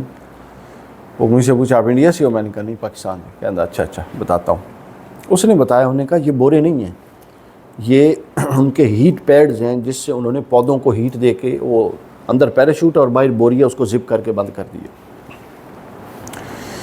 چونکہ وہ کہتا ہے یہاں گورنمنٹ نے یہ رول بنایا ہے کہ ایک گھر کا کوئی، انہوں نے وہ بتایا پتنی فرنٹ بیک دائیں بائیں اتنے اس میں ایریے میں اگر کوئی پودا جل جائے تو وہاں کے رہائشی کو کہتے ہیں اتنا جرمانہ ہے کہ ان کی 2 نسلیں وہ جرمانہ دیتے گزر گئیں۔ میں نے کہا اتنی سختی کی کیا وجہ ہے؟ وہ کہتے ہیں جی گورنمنٹ کا یہ کلیم ہے کہ اس درخت نے، اب سننے والا جملہ ہے، گورنمنٹ کا یہ کہنا ہے کہ اس درخت نے 10 مہینے بغیر کسی چارج کے آپ کو فری آکسیجن دی۔ اب اگر 2 مہینے اس پر مشتل وقت آیا ہے اور یہ سردی سے جل سکتا ہے، آپ اس کو سروائیو نہیں کروا سکتے۔ تو وہ کہتا ہے یہ اپنے بچوں کے کپڑے بعد میں لیں گے، پودوں کے پہلے لے کے آتے ہیں، نہیں تو وہ ان کو فائن ہوتا ہے کہ کہتا ہے یہ اگر ہر مہینے آکسیجن کا سلنڈر لیں وہ سستا پڑے گا ان کو، آکسیجن لگا کے پھریں جتنا یہ پودا جلنے سے فائن ہوگا۔ یہ ریئلائزیشن ہے کہ ہمیں کس نے کیا دیا اور ہم نے ان ریٹرن کیا دینا۔ ہمارے قوم میں، ہمارے ہاں یہ بھی ریئلائزیشن، اسی صرف لینڈ والی قوم بن گئے۔ احتجاج ہوتے ہیں نا حق کے، کبھی فرض بھی احتجاج ہوا کہ میرے تیہ فرض ہے میں پورا کرنا ہے۔ 2 چیزیں ہیں دینی نقطۂ نظر سے، ایک ہے طلب حق اور ایک ہے ایتاء فرض۔ ایک ہے میرا حق ہے جی میں نے دیو، ایک ہے جی یہ میرا فرض ہے میں کرتا ہوں۔ دنیا میں اللہ نے ایسا توازن بنایا کہ ہر حق جو ہے وہ کسی دوسرے کا فرض ہے۔ جو بیوی کا حق ہے وہ شوہر کا فرض ہے، اور جو شوہر کا حق ہے وہ بیوی کا فرض ہے۔ جو ماں کا حق ہے وہ بیٹے کا فرض ہے، جو بیٹے کا حق ہے وہ ماں کا فرض ہے۔ آپ گنتے جائیں، ایسا ہی ہے، حق ایک طرف ہے اور وہی حق دوسری طرف جا کے فرض بن جاتا ہے۔ تو اب ہو کیا رہا ہے؟ جب ہم حق مانگنے سڑکوں پہ آتے ہیں، اس کا مطلب یہ ہے کہ ہمارے معاشرے میں ایسے لوگ ہیں جنہوں نے فرض قضا کیے ہوئے ہیں، جو فرض نہیں ادا کر رہے، لہٰذا وہ جو فرض ادا نہیں کر رہے وہ ان میں سے کسی کے حق تھے جو سڑکوں میں مانگنے آ گئے۔ تو حق سڑک سے مانگنے پہ نہیں ملتا، حق فرض ادا کرنے سے ہر کوئی جب اپنا فرض ادا کرے تو کبھی کسی کا حق قضا نہیں ہوگا۔ ان چیزوں پر یہ چیزیں ہم کس طریقے سے، ظاہر ہے نصاب میں تو اتنی نہیں آ سکتی، ادر دین نصاب ان کو سسٹم کا ایسا حصہ بنایا جائے کہ اسمبلیوں کا حصہ، پرنسپل کی پھر ٹاک بہت ضروری ہے اپنے اسٹاف اور اپنے بچوں کے ساتھ اوپن ہاؤس میں، وہ اپنے مقاصد ریوائز کرے، بار بار اس کو ریپیٹ کرے۔ قرآن مجید نے فرمایا فذکر انما انت مذکر، حضور صلی اللہ علیہ وسلم آپ ان کو یاد دہانی کرائیں، یہ انسان ہے بھول جاتے ہیں، بار بار یاد دہانی کروائیں۔ توحید کا ذکر سینکڑوں بار ہے، نماز کا ذکر 70 سے زیادہ دفعہ آیا۔ تو یہ مشرکین کہتے تھے جو الزام لگاتے تھے کہ یہ قرآن انہوں نے خود بنایا، وہ کہتے تھے اگر خود نہیں بنایا تو ایک دفعہ آ گیا ذکر، دوسری دفعہ اس بات کا کیوں آ رہا ہے؟ اللہ نے نازل کیا، فرمایا فذکر، ان کو بتائیے کہ میں یاد دہانی کرانے والا ہوں، یہ کوئی نئی باتیں نہیں ہیں جو میں کر رہا ہوں۔ انسان کی فطرت ہے وہ بھول جاتا ہے۔ تو میں تو مذکر ہوں، یاد دہانی کرانے والا ہوں تو آپ اپنے مقاصد جو بھی آپ کے ادارے بنانے کے ہیں، اور یقیناً وہ خیر کے، اس کو ریمائنڈ کروائیے. چونکہ مولانا روم کہتے ہیں کہ جو آپ کی فکر ہے وہ اصل شخصیت ہے، باقی تو گوشت پوست ہوتا ہے، اور گوشت پوست کی کوئی حیثیت نہیں ہوتی. گوشت پوست تو اتنا محتاج ہے کہ اس کو تو ڈھانپ کے ساتھ لکھ کے چلانا پڑتا ہے. اصل آپ کی شخصیت، آپ کی فکر ہوتی ہے. تو وہ فکر آگے انکلکیٹ ہو پوری بچوں میں، ٹیچرز میں، اور ہر بندہ چلتے چلتے وہ ذہن جو ابتدائی آپ نے جو مقصد طے کیا تھا، اگر وہ مقصد ہر ٹیچر، سٹاف ممبر، حتیٰ کہ بچے اڈاپٹ نہیں کرتے، حتیٰ کہ پیرنٹس اڈاپٹ نہیں کرتے، تو وہ اوپر سے نیچے تک چیز پینیٹریٹ نہیں ہوگی. تو اس میں یہ کچھ رسپانسبلٹی والا عنصر آ جاتا ہے کہ اب آپ دیکھیں نا تعلیمی ادارہ، آپ کا مقصد بے شک پہلے جو ہم نے بیان کیے جو بھی ہو ان مقاصد میں سے، معاشرے میں آپ نے پازیٹیولی کنٹریبیوٹ تو کرنا ہے نا. بھائی سکول سے بے شک پیسہ کمائیں، لیکن معاشرے میں تو کنٹریبیوٹ کرنا ہے. افراد بنائیں تو پھر تو اوبیسلی کنٹریبیوٹ کرنا ہے. سنت سمجھیں تو لازمی کنٹریبیوٹ کرنا ہے. اپنا نام بنانے کے لیے سمجھیں تو لازمی کنٹریبیوٹ کرنا ہے. تو وہ کنٹریبیوشن کی کیا صورت ہو سکتی ہے؟ اس کے لیے سٹرونگ بینڈیج ہے. ایسی وہ پنچایتیں ہونی چاہیے کہ جس میں، جس طرح ہماری پی ٹی ایم ہوتی ہے، کہ جس میں پیرنٹس کے ساتھ آپ کی باؤنڈنگ مضبوط ہو، اور وہ باؤنڈنگ لمیٹڈ نہ ہو صرف بچے کے تعلیمی ایشوز تک، وہ آپ کے ساتھ جڑ جائیں اور وہ سمجھیں کہ ہم نے اس بندے کے ساتھ مشورہ کرنا ہے. تعلیمی ادارے اور تعلیمی ادارے کے سربراہ کا اپنے معاشرے میں یہ کردار ہونا چاہیے کہ اس محلے اور اس معاشرے میں کوئی بھی معاملہ ہو تو وہ ماں باپ کہیں کہ نہیں اسی استاد جی نال مشورہ کریں گے. یعنی یہ ریفارم کرنے کی ضرورت ہے اسٹیٹس آف دا انسٹیٹیوشنز. ٹھیک ہے نا، وہ بچے بنا رہا ہے، بندے بنا رہا ہے، انسان بنا رہا ہے، اس کا یہ مقام ہونا چاہیے. اور لوگ یہ مقام دیتے بھی ہیں. ایکچولی ہم چونکہ ان چیزوں کی اہمیت سے آشنا نہیں، لہٰذا ہم اس کو وقت کا ضیاع سمجھ لیتے ہیں. بچے آ رہے ہیں، فیس دے رہے ہیں، اچھی تعلیم ہو رہی ہے، سارا کچھ ہو رہا ہے، اگلی ضرورت نہیں ہے. نہیں، معاشرہ اس طرح بنے گا، پینیٹریٹ اس طرح ہوگا. قاسم علی شاہ کو آپ سب لوگ جانتے ہیں، میرا دوست ہے بڑا. اس کی میں آپ کو سٹوری سناؤں وہ پاپولر کیسے ہوئے. یہ اس نے خود مجھے سنائی. A+ پر ہمارا 2018 میں کانٹریکٹ ہوا تو 30 دن ہم اکٹھے تھے ایک کمرے میں. وہ کہتا ہے کہ علی بھائی ہویا یہ ہے کہ میری ایک عادت بن گئی کہ میں، اس کے گھر میں ٹیوشن سینٹر تھا. اس نے کہا میں نے 1-2 دفعہ نا اچانک کوئی مسئلہ ہوا تھا، کوئی بچوں کی لڑائی ہے اس طرح، تو میں نے 2-3 دن نا اس معاملے کی وجہ سے اپنے گھر میں کلاس جو لیتا تھا ٹیوشن کی، آخر میں 2-3 دن فیملی ایشوز، محلے کے ایشوز، بچوں کے آپس کے ایشوز، اس پر بات کرنا شروع کر دی تاکہ وہ مسئلہ ختم. چلتے کہتا 2-3 دن ہوا تو وہ تو بڑے انٹرسٹ کے ساتھ بچے بیٹھے، بلکہ کلاس پوری گزر گئی. سر آج جو گل نہیں کرنی، کوئی سمجھاؤ نا گل. میں نے کہا اچھا چلتے. وہ کہتا اس کے بعد ایسا ہوا کہ مجھے کسی نے کہا کہ یہ جو آپ کی بات ہے آخری بات، اس کو ہم اس پہ نہ چڑھا دیں یوٹیوب پہ، فیس بک پہ. میں نے اسے کہا کہ جو میں پڑھاتا ہوں وہ تم چڑھاتے نہیں ہو. آخری تھوڑی بات کہتا جی میں نے کہا نہیں تم پھر چڑھاؤ. وہ ریکارڈنگ شروع ہو گئی جی. ابتدائی حصہ جو وہ پڑھاتے تھے شاہ صاحب وہ اپلوڈ ہوتا جاتا، کوئی بھی نہیں دیکھے. چلتا رہا معاملہ، کچھ نہ ہوا، تھوڑے ویوز. اس کے بعد آخری والا حصہ جو عام نصیحتوں، عام گھر کے معاملات، فیملی سلیبس سے ہٹ کے جنرل گائیڈ لائن سے متعلق، وہ چڑھایا. تو وہ 2-3 سالوں میں جناب قاسم علی شاہ صاحب. تو اس کی طلب موجود ہے، اس کی کشش موجود ہے، اس کی ضرورت موجود ہے، لیکن ہم اس کو وہ ورتھ اور وہ ویٹیج دینے کو تیار نہیں ہیں. جیسا کہ میں نے آپ سے کہا، یہ ایکٹیویٹی اگر جو میں نے ابھی یورپ کی آپ کو بتائی ہے، یہ ہمارے سکولوں میں ہو اور 3 سال کتابیں نہ دے جو پیرنٹس آ جائیں پہ تسی پڑھا کی رہے ہو. قوم کو سکلفل کیے بغیر تعلیم یافتہ کرنا چاہتے ہیں، یہ کیسی عجیب بات ہے. اور پھر تربیت کے بغیر تعلیم کا ہے کوئی تصور؟ تعلیم ایک بندے کو فائدہ دیتی ہے، ڈگری کی بنیاد پہ ایک بندے کو جاب یا سٹیٹس ملے گا، لیکن تربیت اور اچھے اخلاقیات اس کو، اس کے ماں باپ، اس کی بیوی، اس کے محلے والے، جہاں وہ جاب کرتا ہے، جہاں جہاں سسرال اور اس کے معاملات ہوں گے، ان سب کے فائدے کا باعث بن گئے. تو لہٰذا اس کے لیے لارج سطح پہ انسٹیٹیوشن لیول پہ کاؤنسلنگ ضروری ہے، انٹریکشن ضروری ہے. टीचर कोई रुकावट न समझे अपने प्रिंसिपल और अपने मालिक को अप्रोच करते हुए, वो यूँ समझे कि मैं जाऊँगा तो वो मेरे पास बैठे ही मेरे काम को हल करने के लिए। इस तरह की डीलिंग पेरेंट्स के साथ बॉन्डिंग को मजबूत करें और पीटीएम्स को एक्सटेंड करके कोई ऐसा सोशल इवेंट उसको बनाएं कि जिसमें पेरेंट्स के दीगर मसाइल, पेरेंट्स के साथ डिस्कशन, और वो जो किसी दौर में पंचायत वाला कॉन्सेप्ट होता था उसको रिवाइज़ करने की ज़रूरत है। वो बहुत अच्छा दौर था इस दौर से, वो जो पंचायतों वाला दौर था मुआशरती पॉइंट ऑफ व्यू से, तो उसको अलाइव करने की ज़रूरत है ताकि ऊपर से कोई देखे तो आपका इदारा ऐसे रोशन हो जैसे अंधेरे में कोई बल्ब जल रहा होता है। इर्द गिर्द वो सिर्फ बच्चों को स्कूल की तालीम ना दे रहा हो, बल्कि उनको मालूम हो कि किसी तरह का भी कोई मामला हुआ तो हमारे पास ये बंदा मौजूद है, इसका इदारा मौजूद है, हम यहाँ पर जाएंगे और अपनी इनके साथ बातचीत करेंगे। इस नहज पे अगर हम इंस्टीट्यूशंस को थोड़ा रिफ़ाइन करने की कोशिश करें, यानी उनका स्कोप थोड़ा वाइडर करें अदर दैन एजुकेशन। एजुकेशन से मुराद है तालीमी सरगर्मियाँ जो हो ही रही हैं, वो तो होंगी ही सही, इससे बढ़ के अगर स्कोप वाइडर करें, यकीनन हर जगह पे कबूलियत नहीं होगी, लेकिन शऊर आएगा तो कबूलियत भी होगी। और जो अभी मैं पीछे रंग देख के आया हूँ, ये कौन सा गांव है, मैं तसव्वुर भी नहीं कर रहा था वहाँ क्या लेवल था बच्चों का और बच्चियों का बात करने का।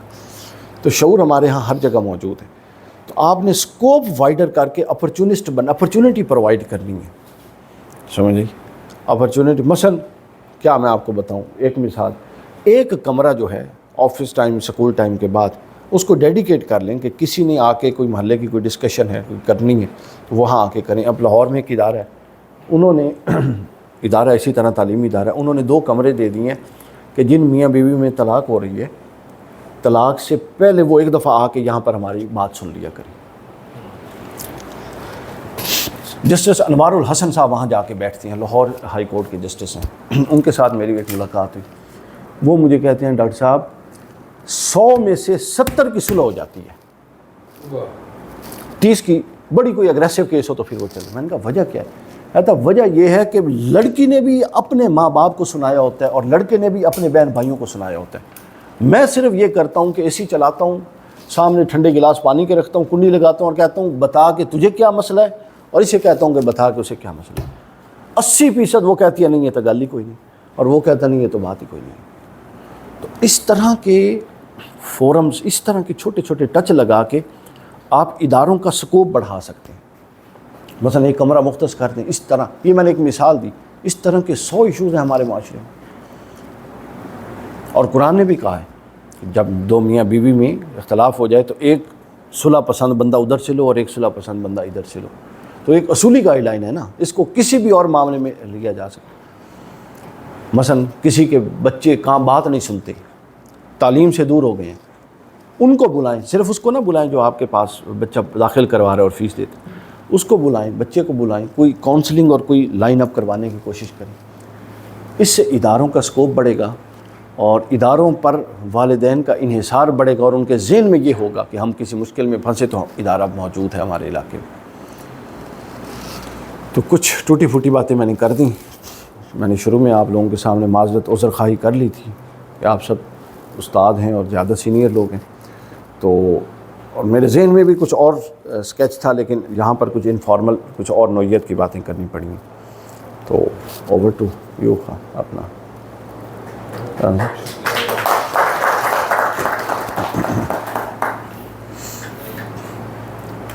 अभी सर कोई सवाल हो इस हवाले से या कोई आज के सेशन के हवाले से कमेंट हो, कोई सजेशन हो। हमारा टॉपिक तो यही था कि हमारी ड्यूटीज़ क्या हैं, आज के एजुकेशन चैलेंजेस हैं। उसमें जो मैं समझा हूँ वो ये है कि हम फॉर्मल सिलेबस, मार्क्स, सारा ये कोई नई बात नहीं है, उसी के पीछे हैं। लाइफ स्किल्स, पर्सनैलिटी ग्रूमिंग की तरफ सोसाइटी की डिमांड अच्छा पर्सनैलिटी ग्रूम्ड इंसान है, और जो सामान है सिलेबस के ज़रिए दिया जा रहा मस्जिद और मदरसे और मकतब में, वो खुराक उसको इंसान बनाने वाली, वैसा इंसान बनाने वाली है ही नहीं जिसकी सोसाइटी को ज़रूरत है। यानी खुराक कुछ और है, ट्रेनिंग कुछ और है और अहदाफ कुछ और है।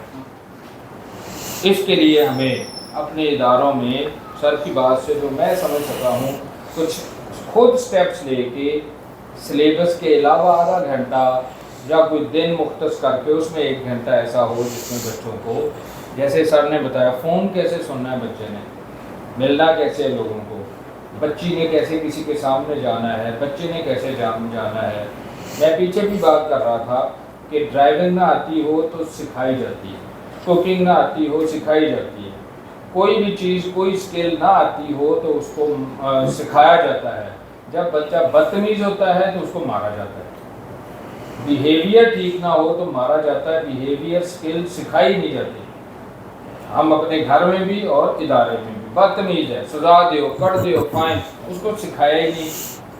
تو اس کو سکھانے کے لیے ہمیں کس سے منظوری کی ضرورت ہے؟ کسی سے بھی نہیں۔ ہم خود یہ کام اپنے اداروں میں کر لیں تاکہ بچے کل ہمیں کہیں فلاں نے ہمیں سکھایا تھا پانی سجے ہاتھ نہ پینا کھبے نال نہیں، فلاں نے ہمیں سکھایا تھا یہ اسکل فلاں نے ہمیں دی تھی۔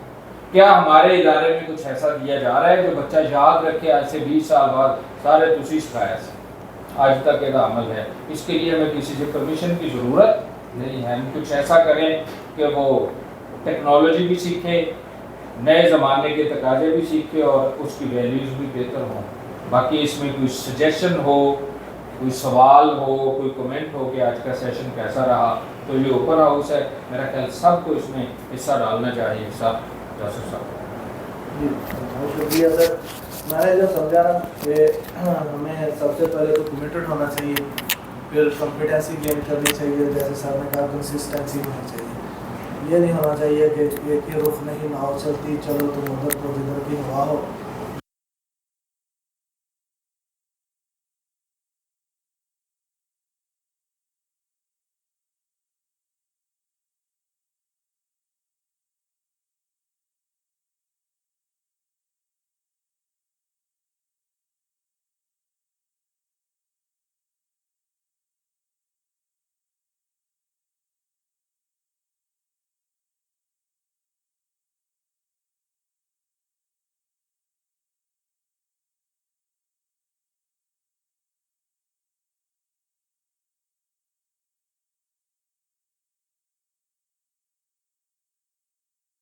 جا رہا ہے یا لاروں ہم کے پاس کوئی ایسا سیٹ اپ ہے کہ جس کو ہم بھی دیکھ سکیں اور سیکھ سکیں کہ اس سے اس طرح کا کرنا ہے، کیونکہ ہم سب لوگ دیہاتوں سے تعلق رکھتے ہیں۔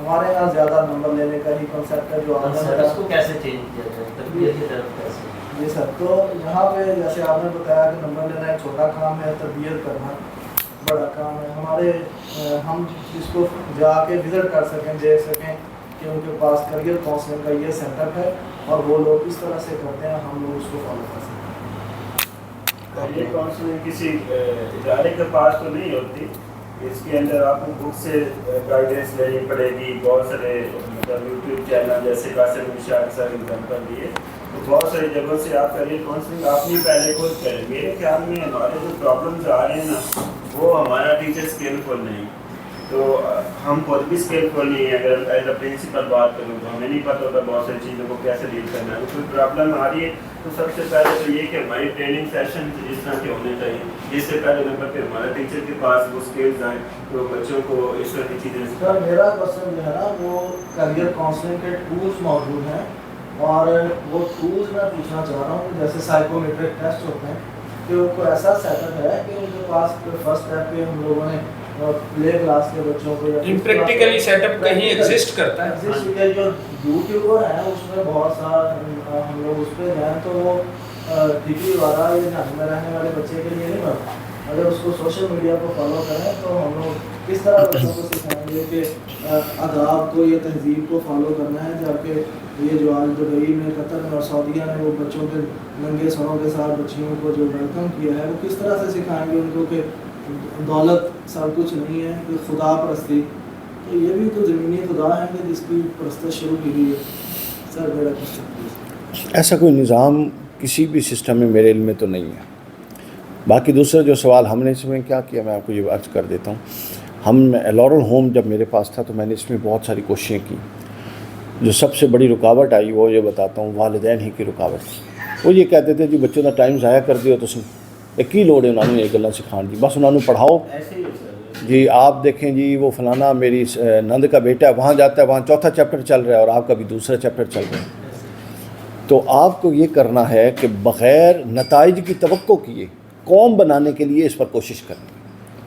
لوگ نہیں مانیں گے، والدین کی طرف نہیں آئے گا، لیکن کل کو جب بچہ بن جائے گا تو یہی والدین آ کے آپ کا شکریہ ادا کریں گے.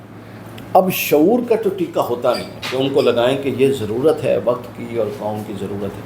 تو لہٰذا کچھ کام وہ برٹن رسلز کہا کرتا تھا کہ جو شخص بغیر تالیوں کے کام کرنے کے لیے تیار ہے مستقبل اسی کا ہے. اگر آپ بغیر تالیوں کے لیے کام کرنے کے لیے تیار ہے تو پھر مستقبل آپ کا ہے. تو لہٰذا والدین بھی حتیٰ کہ جن کا بچہ ہے وہ خود کہیں گے کہ اس کو کرانے کی کیا کہتے ہیں. ہمیں درخواستیں آئیں کہ جی آپ کے جو ٹیچر ہیں وہ کہتے ہیں جی یہ کام کریں یہ کام کریں یہ کام. ہم نے ایک ایکٹیویٹی کروائی تھی کہ بچوں کو ماؤں کو بلوا کے تو بچوں سے کہا تھا کہ واشنگ کی ایکٹیویٹی تھی کہ آپ نے اپنے آپ کو how to make yourself clean. تو اس کے لیے ایکٹیویٹی یہ ڈیزائن کی کہ ماؤں کو بلوائیں، اور یہ ایکٹیویٹی میں نے انڈونیشیا کے ایک سکول کے کلپ سے نکالی تھی، وہاں سے ایک ویڈیو دیکھی. تو وہاں انہوں نے مدر ڈے پر بچوں کو بلوا کے اور ان کو دیا تھا کہ وہ ماں کے بیٹھ کے کرسی پہ نیچے وہ ٹب سا تھا پاؤں دلوا رہا تھا. تو میں نے اس ایکٹیویٹی کو موڈیفائی کیا کہ بچے ماں کو وضو کروائیں تاکہ خالی پاؤں والا کانسیپٹ نہ رہے. اب وہ گئے ماں آ گئی، وہ کہتی ہیں یہ وضو تو اسی گھر 70 واری کر لینی ہے. اسی اتنے اس بچے نے اس وجہ بھیجا کہ جی سانو بلا کے تسی وضو کرواؤ. اب جس قوم کی ماؤں کا یہ لیول ہو ظاہر ہے یا تو پھر ہاتھ اٹھا لیں، وہ بھی نہیں کر سکتے. تو مرتا کیا نہ کرتا کچھ تو کرنا ہے. تو بغیر تالیوں کے کام کرنے کے لیے تیار اپنا حصہ ڈالیں. بطور سسٹم ابھی کوئی بھی ایسا سسٹم موجود نہیں ہے کہ آپ وزٹ کریں اور آپ کہیں جی یہ ڈیمونسٹریٹڈ ہے جی ہم اس کو اٹھا کے لے جائیں. ایسا نہیں. اگر ہو بھی صحیح آپ لے کر آئیں تو آپ کے پاس آئیڈیل ماحول ہے کہ آپ اس میں نافذ کر سکیں. نہیں کر سکتے. دس از دا پرابلم. سر بالکل اسی طرح نا کہ سر جس طرح آپ نے ایگزامپل دیا آپ نے پھر بھی ایک اچھے معاشرے کی بات کر رہے ہوں گے. ہمارے یہاں جو گاؤں کے لیول پہ سیٹ اپ ہے اس کے اندر میں نے 2017 میں ایک انسٹیٹیوشن بنایا تھا اللہ سے آپ وہاں پہ گئے تھے. تو وہاں پہ پی ٹی ایم کا کانسیپٹ ہی نہیں تھا. میں نے وہ شروع کروایا پہلے مہینے پہلی پی ٹی ایم کے اندر 10 لوگ آئے ہوں گے اور وہ بھی اتنی باتیں سنا رہے تھے کہ ہمیں کیوں بلایا گیا جناب، بس بچوں کو پڑھائیں باقی پڑھیں. مطلب اس چیز کو ٹرینڈ سیٹنگ کے لیے بہت زیادہ ٹائم لگا. 2-3 سال کے بعد اب وہ پیرنٹس آتے ہیں تو وہ کہتے ہیں کہ باقی آپ لوگ جو باتیں کرتے ہیں یا ہماری جو پیرنٹس ٹیچر میٹنگ میں بہت ساری پرابلمس ہماری سالو ہوتی ہیں. تو مطلب آپ جس معاشرے کی بات کریں وہاں پہ ایکٹیویٹیز کروانے کا اگر اس طرح کا فیڈ بیک ملتا ہے تو یہ گاؤں کے لیول کے اندر تو والدین گلے کو لگتے ہیں. صحیح بات بالکل ایسی. بہت بڑی پرابلم سے مطلب نکل کے اب جا کے اس کو سموتھ وے کے اندر پیرنٹس کی کاؤنسلنگ کر کے کہ بھائی آپ کا فائدہ آپ کے بچوں کا فائدہ ہے، اس طرح کی پرابلم ریزالو ہو جاتی ہے. اب حل یہی ہے کہ حکمت اور دانش مندی کے ساتھ ان کو والدین کو بھی کیا ڈانٹ ڈپٹ تو نہیں کر سکتے. حکمت دانش مندی کے ساتھ اپنے کام سے پیچھے نہ ہٹیں چونکہ آپ اس کی اہمیت سے آگاہ ہیں. جی سر. والدین کو نہیں پتہ. یہی کہتا ہوں کہ ہمارے ٹیچر اسکلفل ہوں یا نو، پیرنٹس کو پہلے پڑھانے کی ضرورت ہے. یقین مانے اتنی گیپس ہیں اتنی پرابلمس ہیں پیرنٹس کے اندر کہ ہم کچھ کہہ رہے ہوتے ہیں وہ سمجھ ہی نہیں رہے ہوتے اس چیز کو کہ یہ چیز اگر کروائی جا رہی ہے تو وہ کیا اس کا کوئی بینیفٹ ہے یا نہیں. وہ کہتے ہیں وہ نوٹس لے کے بھیجیں گے کہ اس چیز کی تو ضرورت نہیں ہے ہمارے بچوں کو. اچھا اس میں نا وہ جو میں باہر کے قصے سنا رہا ہوں نا اس میں ایک اور واقعہ یہ والا معاملہ بھی وہاں پیش آیا تھا. تو میں نے ان سے پوچھا کہ آپ پیرنٹس کو کیسے ٹیکل کرتے ہیں. تو انہوں نے کہا ہم پیرنٹس کے اورینٹیشن سیشن کرتے ہیں سال میں 3 دفعہ. اس اسکول میں 3 ٹرمز تھیں جس کی میں بات کر رہا ہوں. تو انہوں نے کہا ہم ہر ٹرم سے پہلے فل ڈے کے لیے پیرنٹس کو بلاتے ہیں اور اس ٹرم میں کیا کچھ پڑھانا ہے کیا ہونا ہے وہ سارا پیرنٹس کو دیتے ہیں اور ساتھ ہارڈ کاپی بھی دیتے ہیں اور بریف کرتے ہیں کہ اس میں آپ نے اپنے بچوں کو ہیلپ آؤٹ کرنا ہے اور اس میں آپ نے ہمیں ہیلپ آؤٹ کرنا ہے. اس سے پھر وہ ویل اویئر ہو جاتے ہیں. اچھا اگلے 3-4 ماہ کے لیے کلیئر ہو جاتے ہیں. اصل میں اس میں بھی سر 10% لوگ جو ہے وہ فالو کر پائیں گے تو 70% لوگ 80% لوگ اصل میں نا یہ جو آپ کی آج کی گفتگو کا خلاصہ بھی ہے کہ سب سے پہلے نہ والدین کو کرٹیسائز کریں نہ والدین کو ہمیں سب سے پہلے خود سیکھنے کی ضرورت ہے. ہمیں خود نئے جو بھی نئے طریقے آ رہے ہیں بحثیت پرنسپل بحثیت ادارہ سربراہ وہ خود سیکھنے کی ضرورت ہے. جب ادارے کا سربراہ اگر اس کے پاس نالج نہیں ہے, وہ کتابیں نہیں پڑھتا, یا وہ نئی تحقیق جو نئی جدت آ رہی ہے اس سے آگاہ نہیں ہے, تو والدین اور اساتذہ کب ہوں گے؟ تو لہٰذا آج کی جو گفتگو آپ نے فرمائی, میں نے اس سے جو عرض کیا ہے کہ جو بھی اس سیٹ پر بیٹھا ہے اپنے ادارے کا, کم کم اس بندے کے پاس وقت بھی ہے اور اس کام پر بھی لگا ہوا ہے, اس کو سیکھنے کی, خود سیکھنے کی ضرورت ہے کہ کیا جدت کیا آ رہی ہے, آج کا تقاضا کیا ہے, ان تمام چیزوں کو سیکھے. جب وہ سیکھے پھر وہ آگے پہنچے. والدین کو فالو کرے اور مسجد انتظامیہ عوام کو فالو کرے کہ عوام نو مولوی کیڑا پسند ہے. یہ ٹرینڈ غلط ہے, خطرناک ہے. ہم نے ان کو جب کچھ دینا ہے تو اپنی طرف سے دینا ہے, کوئی پسند کرے نہ کرے, ٹیکا لونا ہی لونا. میاں صاحب سبھی کو موقع دینا ہے سارے. آپ اسی لیے مائک آپ کو دی. اس میں یہ بھی ہے جو میں سمجھ ہمارا جو سلیبس ہے وہ بھی ہمارے آڑے ہے. حقیقت یہ ہے جو آپ فوراً کی بات کرتے ہیں وہاں سلیبس نہیں ہے. اب ہمارے پرنسپل ڈائریکٹر کو خود کوشش کر کے ہی یہ کرنا پڑے گا, کیونکہ ہمارا سلیبس ہی آڑے آ رہا ہے اور ہماری قوم کی ڈیمانڈ بھی نہیں ہے. کیونکہ ہمارے تو بچہ داخل ہوتا ہے پھر وہی آگے بات کی, وہ تو چاہتا ہی نہیں ہے. وہ کہتا آپ کو کیا ضرورت پڑی ہے یہ کام کا, نہیں ہم خود کروا لیں گے, آپ یہ کام کرواؤ. چھوٹے بچے کو پلے میں داخل کروا کے یہ کہتے ہیں 4 دن تو کی کرواؤں گا یہاں, تو بھائی پڑھاؤ اس کو. بھائی وہ اس کو کہتے ہیں میرے بچے کو سنبھالی. یعنی جو میں اپنے سمجھ سکا ہوں, ڈیمانڈ گورنمنٹ لیول پہ بھی ہمارا کوئی ایسا سلیبس نہیں بن سکا جو ہمارے اس کام میں ہے. اب ہمارے ڈائریکٹر صاحبان نے خود کوشش کر کے جو اس میں انوالومنٹ کرنی ہے وہی ہو سکتا ہے. صحیح بات ہے, ایسی اصل آڑے ہمارا سلیبس ہے, انفرادی سطح پہ کوشش کرنا, اور وہ جو جتنی ادارہ کر لے گا ہوتا ہے. صحیح بات. سر یہ آداب زندگی اور زندگی کی مہارتیں یہ ضرور بچوں کے اندر ہونی چاہیے. اور اس کے علاوہ ہمارے بچوں کے ساتھ آج کل جو ظلم ہو رہا ہے ان کو موٹیویشن نہیں دی جا رہی, ان کو ہیلپ آؤٹ نہیں کیا جا رہا. بس یہی ہے کہ آپ نکٹو ہو, کسی کام کے نہیں. ٹیچر کو ضرورت آپ نصاب کے اوپر اس کو غور ہو اور اس کی نصاب تربیت ہو. یعنی بچے کے لیے ہم نے زندگی کے دروازے میں بند کر رہے ہیں, اس کا جینا محال کیا ہوا. آپ ٹیچرس کی دیکھیں وہ فل انٹرین ٹیچر کو رکھتے ہیں اور پھر آپ جہاں پہ ٹیوشن جاتا ہے وہ بچیاں ایسے سیکھی ہوئی, ان کو وہ خود وہ اسٹوڈنٹ ٹائپ ہیں. دیکھیں سارا دن بچوں صبح سے شام تک میں وہ اکٹھے ہو, یعنی زندگی کے دروازے بند کر رہے ہیں ان کے لیے نا. تو یہ چیز ہے کہ ان کے اندر زیادہ موٹیویشن دے کے یعنی اس کو ہراشی دے کے تو پھر وہ قوم کرے گی نا آگے جا کے. یہ اس میں بہت زیادہ ضرورت ہے بچوں کو بھی. اس کو اٹھا لیں, صحیح سب بند کر دیں. تو بچوں کو تو ہمیں سمجھا جیسے وہ یوسف مشین میں واجب